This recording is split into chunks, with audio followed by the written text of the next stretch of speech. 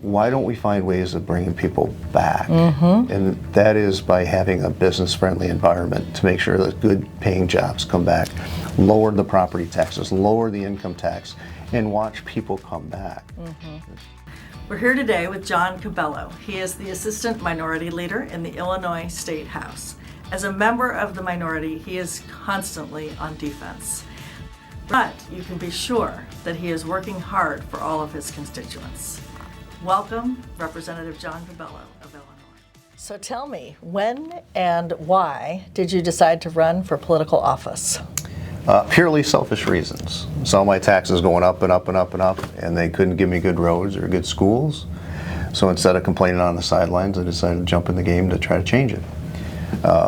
Ran for a couple of smaller offices after being on some village boards, and realized that once I got into the state legislature that I couldn't change it. So we still fight today for it. Just as hard on the inside as it is on the outside. It actually seems a little bit harder when you're got a super majority of the other side coming after you. But it's a good, fun fight. And every day you're in it, right? Absolutely. You haven't been able to give up. So as Assistant Minority Leader in the Illinois House, what are the greatest challenges and what are the greatest obstacles for you to getting that job done?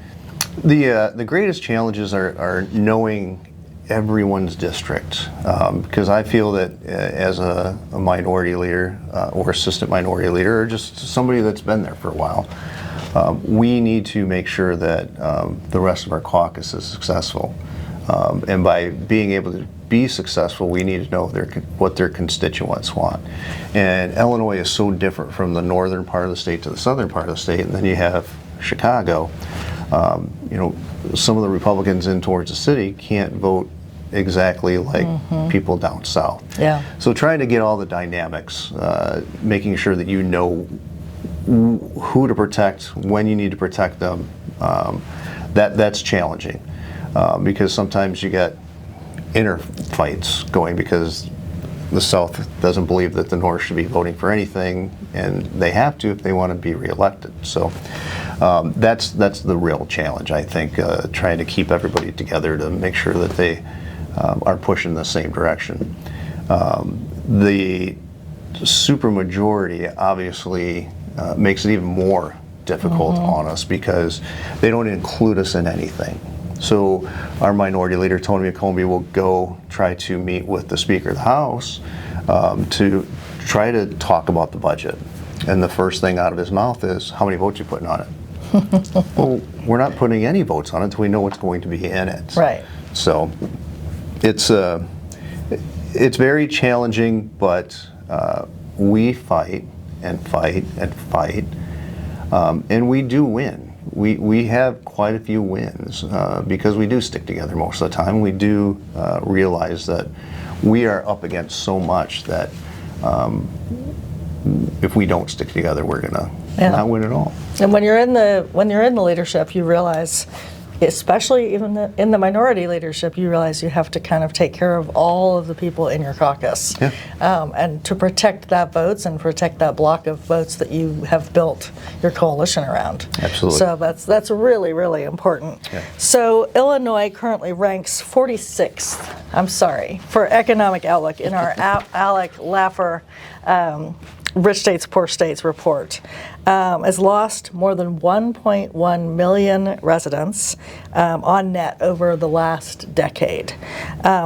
With those challenges and with those obstacles, what do you think that we can do, and how can we help you kind of identify where you could deliver that block of votes that you're talking about, but also make an impact and get your supermajority leadership to understand that you are trying to do the right thing for your constituents? So I don't think we actually even need to think about what we need to do. All we need to look at is what some of the other red states have actually done. You look at Indiana and you see how they were going down the path that Illinois was, and they gave the Republicans the majority. And within 3-4 years, with the policies that they've enacted, they've totally changed the trajectory of the state. Yeah. So we don't have to be smart. We don't have to think about it. All we have to do is recreate what they did. Take the policies that they implemented and implement it. We can change the way the state's going. Unfortunately, the supermajority of Democrats are treating our taxpayers like they're ATMs. Just give me more money, give me more money, give me more money.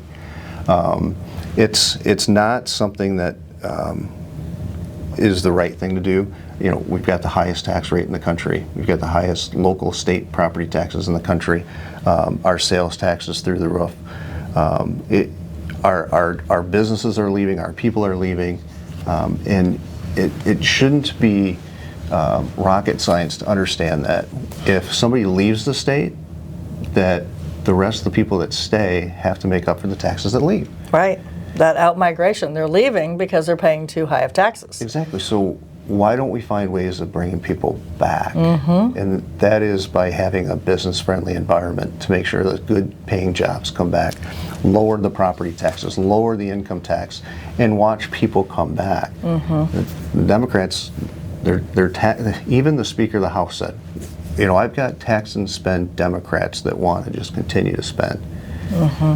We're running out of other people's money to spend. That's and the people are old leaving. Margaret Thatcher quote. The problem with socialism is sooner or later you run out of other people's money, right? That's how it works. Yeah. So Dick Durbin has represented Illinois in the United States Senate since 1997. He claims that creating jobs and supporting economic growth in every corner of Illinois has been one of his top priorities. What does he have to show for his work at the federal level? And do you agree with the fact that he's been able to do anything for his state? I'll be very respectful. I am looking forward to him being retired. I have met him several times at several different events, and he is a very nice gentleman, very personable, always very nice. But he hasn't done a darn thing for Illinois. Nothing. What can he hang his hat on? Right. Can you point to one success? Nothing that points to his top priorities. So if he was talking about economic growth, you know, thanks to ALEC, I get to travel quite a bit, going to your conferences and your academies. I see cranes in all of the cities that you guys go to. And when I'm flying out of Chicago, when I'm flying back into Chicago, I'll see one or two at the most. Yeah. Yeah. I think Tennessee calls the building crane their state bird. Yeah. Right? Yeah. Because they've got so much construction and so much business coming to their state. And we have nothing. Yeah, yeah. Well, he's been notorious for at least the last 15 years for the Durbin Amendment, which was an amendment to essentially set prices, from the way I understand it, for within the financial institutions. And I know you've kind of taken issue with this. He wants to set a price for the transactions for electronic cards. Is that right? And he's trying to, he got that through with the Dodd-Frank bill, but he's trying to pursue that even more at the local level. Yeah, and unfortunately, you know, the House and Senate fell for it, and that's how nobody complained about what was in the bill for our swipe fee. What I think he thought he was going to try to do, at least what he told people that he was doing, was this is going to save the consumers money, this is going to save the small business owners money. And it's done the exact opposite. It's actually cost people more money. We see it as I'm talking to people in the state, the business owners and the consumers.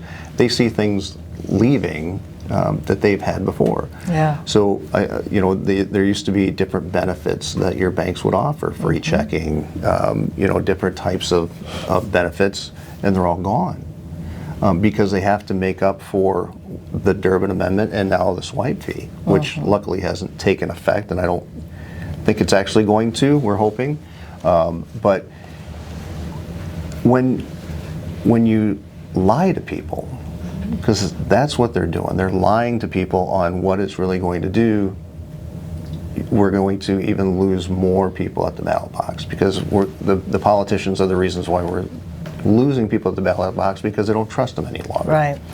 But the swipe fee law in Illinois came through in a BIMP, a budget implementation bill, without going through committee, without having any type of a hearing. Sounds very familiar to the federal law, how it was passed.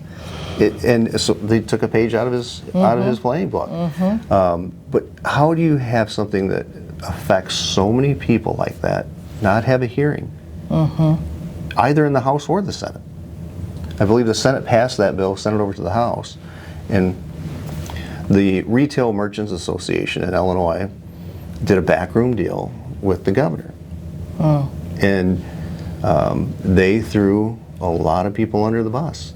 And they think they're going to be saving money. And as I learned from being on stage and with you folks, the big box stores already negotiate a smaller fee. Right. Nobody's doing that for the mom and pop shops. That's right. That's exactly right. The interesting thing about this issue is that they say that they're doing it in the name of all the big box retailers so that they can save the consumer and pass that savings on down to the consumer. Really what they're doing is just trying to kind of get their bottom line squeezed a little tighter. They're not going to pass any of those savings down. The interesting thing is it is the small retailers that can't negotiate because they don't have the same volume. The big retailers are absolutely negotiating directly to get a lower rate. My question for you, though, is and you made a really good point about how this is something that touches every constituent. Pretty much everyone that I know has one credit card or two credit cards, a debit card, whatever card they're going to use. And you can use those. You can use your debit cards directly, or you can build credit and use a credit card. But those benefits that they've been getting, the travel benefits, the rewards, is that ever communicated? Is there any value that's shared with the people that voted on this, on what that card is bringing to your constituents? No, and unfortunately, I don't think that they would actually care. They know that if they toe the line, the speaker and the governor will fund their races, and they have no issues. They're going to crush any opponent that comes their way. It's the culture of corrupt politics in Illinois. And you said something when we were together at the ALEC meeting in Indianapolis about if you had one takeaway for any legislators out there that are listening to this on this issue is to not do what Illinois did. What is your current thinking on whether this is proliferating through other states, whether the retailers are cutting side-room deals or backroom deals with their governors? I don't know, what's happening in the rest of the states right now, but is this something that you see that's coming down the pike? I would hope not. I would think I did say that if you see Illinois doing this, do the exact opposite. And we're trying to explain to people that if this is such a good thing, why didn't it go through the normal committee process? Why wasn't it vetted? Why weren't we given the opportunity more transparent with questions? the fact that you're doing something great for the consumer? Exactly, because I think it would show that we're doing the exact opposite for the consumer. But every place that Illinois is leading, no other state wants to be there. We're the exact. We live in opposite world. I mean, we should be at the top of the list for the economy, for jobs, for bringing businesses. I mean, you had a world-class city in Chicago until they've let the crime problem get so bad. We have the resources of making this state phenomenal. Yeah. But we are at the bottom of everything that we should be at the top at. So, and at the top of crime, right? Exactly. So if you have a red state and you see Illinois doing this, I would highly recommend doing the exact opposite. So do you see the banks and the electronic payment companies, Visa, MasterCard, engaging on this issue for you and with you? Oh, absolutely. They become some very good partners. But they're the ones that are actually fighting for the consumer, Yeah. which Yeah. people are trying to make that they're not, but they actually are. Well, and you think about it, in the same way that you have your constituent relationships, the bank's customers are those cardholders. And so they would be fighting for the cardholders. That is their consumer. Correct. Any state that's actually looking at doing this now should just hold off, wait to see what happens with the lawsuit that has been filed. We had a bill, after the lawsuit came, there was a bill to extend the start date of the swipe fee law to July 1st of 2026. Okay. I happen to vote against that bill. The reason why I voted against that bill is because we didn't have a legitimate bill in the first place. I'm not going to give How that. can I be for something that wasn't appropriate in the first place? Correct. Yeah. The thing that we need to think about is that I think it's going to be found unconstitutional. How can the state of Illinois charge and do the swipe fee for a swipe fee that doesn't even take place in the state of Illinois? It takes place in a different state. Right. It is an interesting issue with credit cards and with banking laws because there's so many cross-state kind of complications, right? If you're buying something online, where are you actually buying that? Are you buying it in the state where the product is made? Are you buying it in the state where you live? Are you buying it in the state where it's delivered? If it's sold? So there's all kinds of things that you have to take into consideration, and I would think that all of that mechanism is also built into the value of that card. To think that you can be sitting in your house in your pajamas and order a product online using your credit card, swipe it through or put your numbers in, get something delivered a day later or 2 days later, that's pretty incredible. That's quite a business that got built up there. Yeah.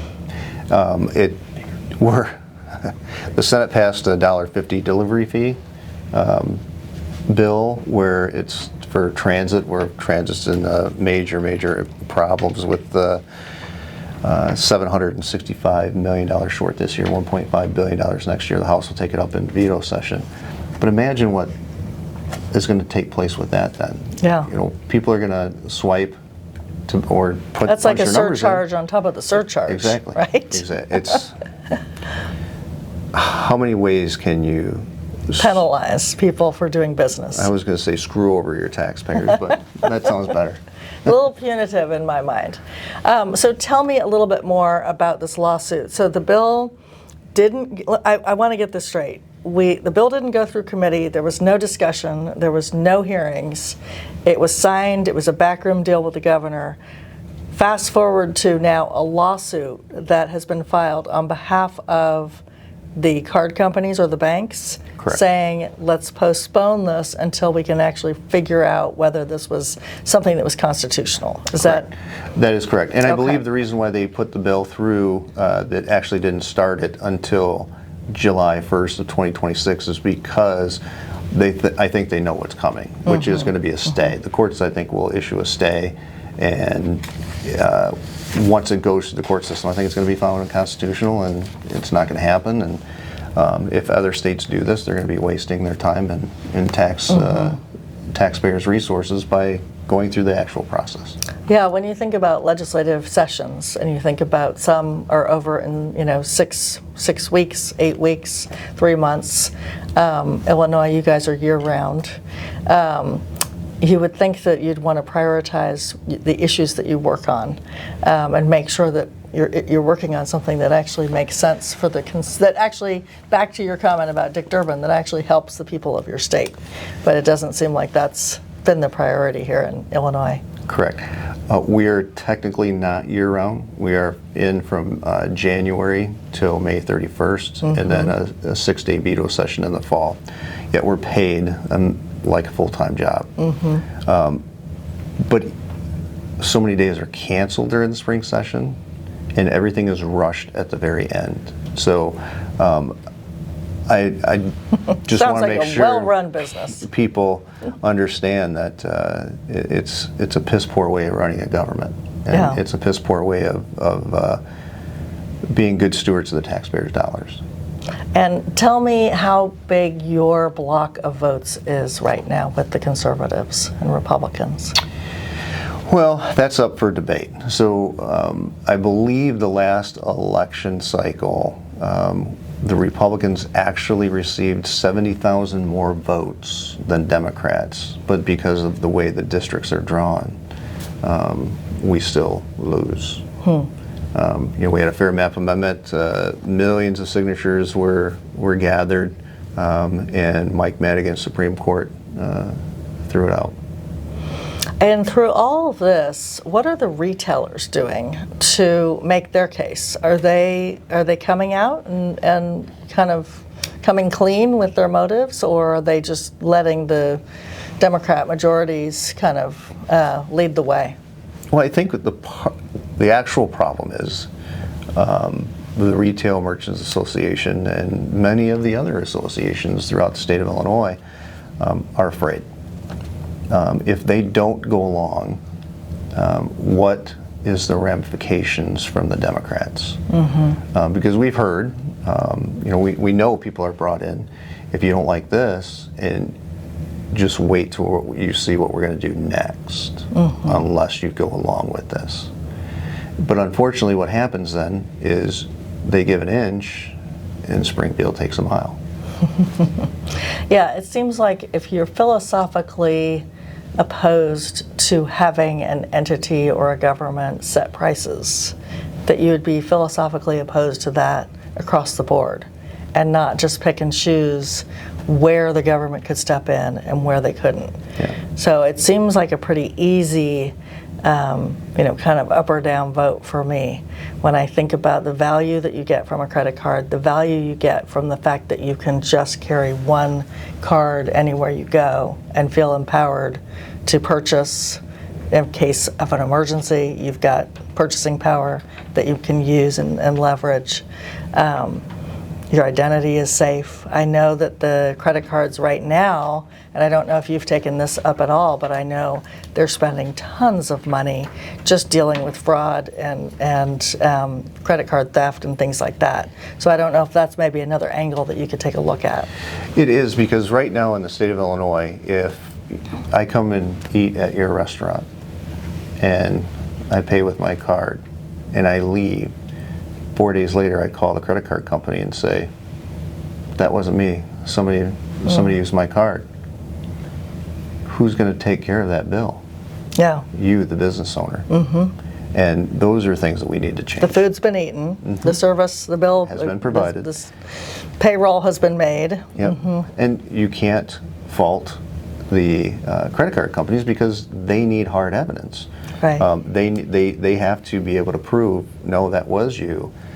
But it still falls back onto the consumer, the business, because of what the poor policies that Illinois has. Well, it just shows that government shouldn't be involved in all of this. And I think the innovation of the credit cards and debit cards, the value that they provide are just absolutely essential for everyday life. Well, I can't imagine any good Republican, any good conservative Republican ever voting for something of this nature. I mean, I thought we stood for smaller government. I thought we stood for having government being less intrusive in our lives. And that's the exact opposite with this bill. Yeah. Well, thank you very much, Rep. Cabello. We're glad to have you here and look forward to another conversation. Yeah, thanks so much. Appreciate it.